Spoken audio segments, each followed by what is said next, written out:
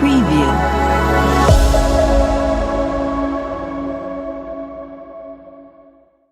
अस्सलाम वालेकुम। आज हम लोग फ़िज़िकल क्वांटिटीज़ का चैप्टर स्टार्ट करेंगे। ये बहुत छोटा सा चैप्टर है बट आगे जाके इम्पोर्टेंट होता है, क्योंकि जब बेसिक नॉलेज आपको होगी तो ही फिर आप केमिस्ट्री के अंदर एक सही मेजरमेंट की टेक्निक्स लगाएंगे और सारा आपके जो केमिस्ट्री के प्रैक्टिकल्स होंगे या अल्टरनेटिव प्रैक्टिकल्स होते हैं, एटीपीज़ होते हैं, वो इन्हीं ज़रिए से होते हैं कि आप किस वक्त कौन से एक्सपेरिमेंट में कौन सी टेक्निक लगा रहे हैं। तो मैं सबसे पहले हमारा इसके अंदर है कि फ़िज़िकल क्वांटिटीज़ कैसे मेजर की जाती हैं। फ़िज़िकल क्वांटिटीज़ के अंदर सबसे पहले हम मेजरिंग मास के बारे में देखते हैं। मास जो है उसका एसआई यूनिट केजी है, किलोग्राम है, और उसके अलावा ग्राम्स के अंदर भी मतलब मेजर किया जाता है। मास को मेजर करने के लिए जो केमिस्ट्री के अंदर सबसे बेसिक चीज़ें हैं वो इलेक्ट्रॉनिक बैलेंस होता है या बीम बैलेंस होता है। बीम बैलेंस तो खैर अब बहुत अनकॉमन हो गया, ज़्यादातर इलेक्ट्रॉनिक बैलेंस इस्तेमाल होता है जो कि आपको ग्राम्स के अंदर एक्यूरेसी देता है up to 0.01 grams, like 2 decimal places तक की आपको एक्यूरेसी देता है ताकि प्रिसाइज केमिकल की आप वेट करें। उसके बाद हम देखते हैं टाइम के अंदर भी, जैसे मास के अंदर हमने देखा था कि बीम बैलेंस है और इलेक्ट्रॉनिक बैलेंस है। इलेक्ट्रॉनिक बैलेंस ज़्यादा प्रिसाइज देता है, बीम बैलेंस इतना प्रिसाइज नहीं देता, इसलिए अब इतना इस्तेमाल भी नहीं होता, इलेक्ट्रॉनिक बैलेंस से ज़्यादा इस्तेमाल होता है। वैसे ही हम टाइम के अंदर देखते हैं, तो टाइम के अंदर भी हमारे पास दो दी हुई हैं, एक एनालॉग स्टॉप वॉच दी हुई है और एक डिजिटल स्टॉप वॉच दी हुई है। एनालॉग स्टॉप वॉच जो है वो पहले इस्तेमाल होती थी, अभी भी इस्तेमाल होती है, लेकिन अब ज़्यादा इस्तेमाल नहीं होती, क्योंकि ये एनालॉग जो है वो सिर्फ 1 सेकंड तक की आपको एक्यूरेसी दे सकता है, जबकि डिजिटल स्टॉप वॉच जो है उसकी एक्यूरेसी होती है मिली सेकेंड्स की एक्यूरेसी होती है, अप टू 0.01 सेकेंड, यानी कि मिली सेकेंड्स के अंदर एक्यूरेसी देता है। तो ऑब्वियसली बात है, जब केमिस्ट्री के अंदर हम लोग डील कर रहे होते हैं, एक्सपेरिमेंट्स वगैरह कर रहे होते हैं, तो हमें एक्यूरेसी की ज़रूरत होती है।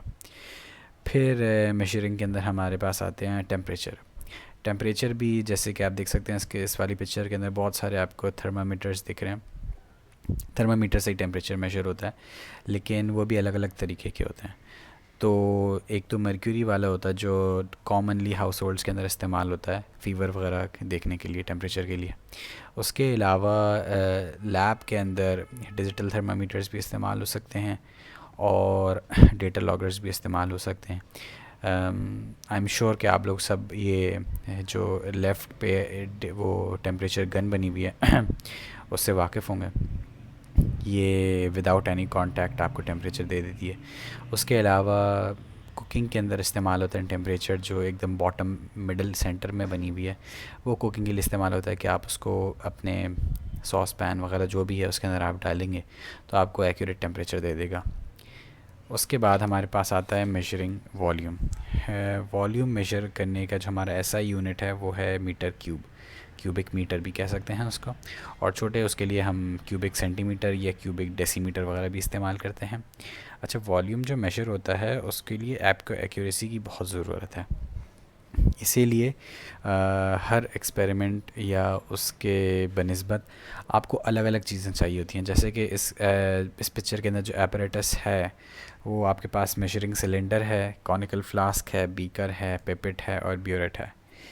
मेजरिंग सिलेंडर जो होता है उसकी एक्यूरेसी जो होती है अप टू 0.5 क्यूबिक सेंटीमीटर की होती है, इतना ज़्यादा कह दें नहीं होता, उससे ज़्यादा कह दें। अच्छा, कॉनिकल फ्लास्क और बीकर भी आपको ऑलमोस्ट इतना ही देता है, इससे ज़्यादा नहीं देता। ब्यूरेट जो होता है, ब्यूरेट की जो कह दें एक्यूरेसी होती है वो 0.05 क्यूबिक सेंटीमीटर्स तक की हो सकती है, और पिपेट जो है, पिपेट की जो है वो 20 सेंटीमीटर क्यूब का एक्यूरेट, वो मतलब उसकी जो कह सकते हैं आप उसकी कैपेसिटी वो 20 सेंटीमीटर्स क्यूब तक या 20 क्यूबिक सेंटीमीटर्स तक की होती है। उसके अलावा हम देखते हैं कि भाई हम लिक्विड का वॉल्यूम पढ़ें कैसे, रीड कैसे करें, क्योंकि लिक्विड को अगर आप देखें रियल लाइफ के अंदर, ये तो एक डायग्राम है, रियल लाइफ में आप देखें तो लिक्विड एक वन डी सरफेस नहीं होती उसकी, टू डी सरफेस होती है। एक सरफेस का उसका टॉप होता है और एक सरफेस का उसका थोड़ी थिक होती है उसकी सरफेस। तो कर उस जो कहते हैं आपको, वो जो एक हल्की सी डिस्क टाइप लग रही होती है लिक्विड की, जो एक पतली सी होती है जिसका आपको एक तरह से दो लेयर्स दिख रही होती हैं, उसको मेनिस्कस कहते हैं। अब पहली जो डायग्राम है उसके अंदर दिखाया है कि अगर आपका कॉनकेव मेनिस्कस आ रहा है, जो कि मोस्ट केसेस में होता है, अगर आप गौर से देखें, एकदम अपनी आई को सेंटर में रख के देखें, तो आपको दिखेगा कि जो लिक्विड है वो हल्का सा साइड से ऊपर की तरफ कर्व्ड है, तो उसको कॉनकेव मेनिस्कस कहते हैं। और ब्यूरेट के अंदर इसकी रीडिंग ये होती है कि जो मेनिस्कस की जो जो साइड्स ऊपर हुई हुई हैं वो नहीं पड़ते, जबकि जो उसका बॉटम है एकदम आई उसके सामने प्लेस करके आप उसकी रीडिंग लेते हैं। क्योंकि अगर आप आगे ऊपर नीचे या दाएं बाएं से देखेंगे, राइट लेफ़्ट से देखेंगे, तो वो पैरेलैक्स एरर भी आ सकता है और इससे ऑब्वियस सी बात है आपका जो रीडिंग है वो गलत आ जाएगी। सेम केस हमारे पास कॉन्वेक्स मेनिस्कस का है कि ये बहुत अनकॉमन है, लेकिन ऑब्वियस सी बात है, हमें पता होना चाहिए। इसके अंदर आपको जो होता है, जैसे हम कॉनकेव के अंदर बॉटम देख रहे थे, कॉन्वेक्स के अंदर हम लोग टॉप देखते हैं। एजेस हम वापस से नहीं देखते, हम सिर्फ वो देखते हैं जो उसका टॉप पार्ट है वो देखते हैं।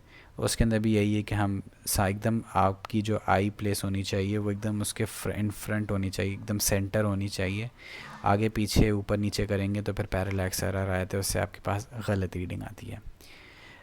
वॉल्यूम ऑफ गैस मेजर करने के लिए एक एक्सपेरिमेंट हमें दिखाया हुआ है कि गैस सिरिंज इस्तेमाल हो सकती है।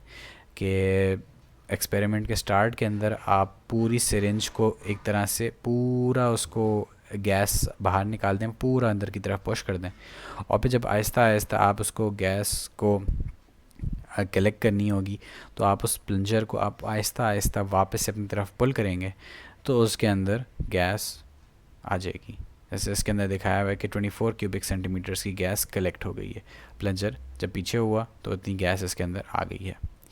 इसके बाद हम लोग देखते हैं कि सूटेबल एपरेटस हमें चाहिए होता है एक्सपेरिमेंट्स के लिए।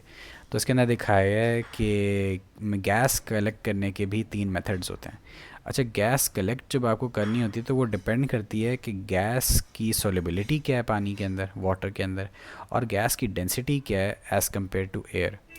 तो पहली वाली है डिस्प्लेसमेंट ऑफ वाटर वाली टेक्निक है, जिसके अंदर जब गैस आपकी इनसॉल्युबल होती है पानी के अंदर या हल्की सी सॉल्युबल होती है पानी में, और इसमें होता क्या है कि आप गैस को जो है, गैस को डिलीवरी ट्यूब के थ्रू आप गैस को डिलीवर करते हैं ट्यूब के अंदर, और फिर आप एक गैस जार रखते हैं, और गैस जार जो होता है वो एक वाटर फिल्ड पॉट के अंदर होता है। तो फिर जब आप गैस को उससे पास थ्रू करते हैं तो by the displacement of water आपकी गैस कलेक्ट हो जाती है। दूसरी एग्जांपल हमारी है बाय डिस्प्लेसमेंट ऑफ एयर, या फिर हम इसको कहते हैं डाउनवर्ड डिलीवरी भी कहते हैं।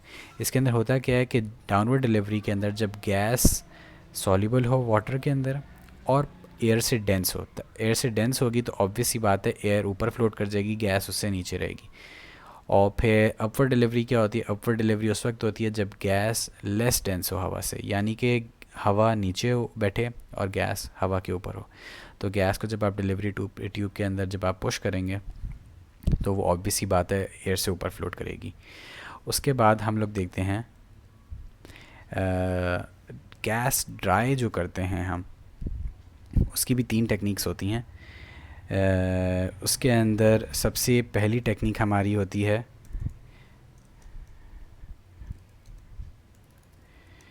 गैस ड्राइंग टेक्निक्स में